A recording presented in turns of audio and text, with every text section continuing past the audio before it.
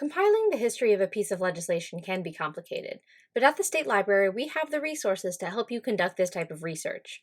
In this video, we will go over the different places where this type of research can start and how to work your way backward to ensure you are reviewing and gathering all of the necessary documents for a complete legislative history.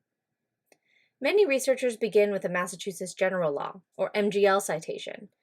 The MGL is the current law of Massachusetts, codified into chapters and sections. Researchers who start with the MGL usually want to know when certain wording was added to a particular section, or when that section was created or amended.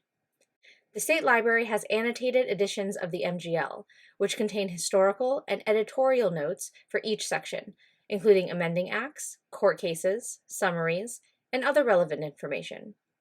From these notes, you can identify the different acts that created or amended a section and move to the next stage of compiling a legislative history. Once you know the act you want to focus on, or if you are starting your legislative history research with an act citation, you can turn to the House and Senate journals. These journals can have both subject indexes, which list each bill by subject, as well as act indexes, which list each act passed and its bill number before it was signed into law. It's important to note that journals prior to 1983 did not include act indexes, so using the subject indexes can be helpful in identifying relevant bills. The State Library also has the legislative indexes and bulletins of committee work, both available in print, that include act indexes as well as bill history information all the way back to the early 1900s. Another way to find bill versions of your act is to search the title, subject, or specific keywords associated with the act in DSpace to find related bills in a given session.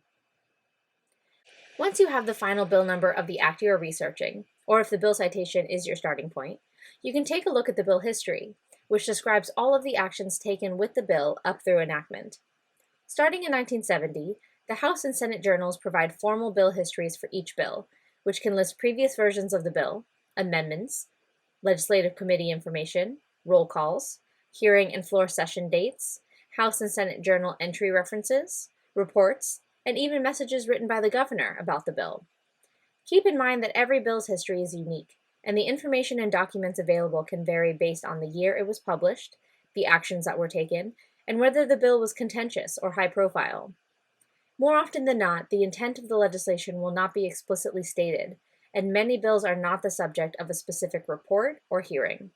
However, with a little detective work, you can infer legislative intent in many ways, such as by comparing the language of different versions of the bills. There are other kinds of laws that do not fit easily into this process, such as special acts.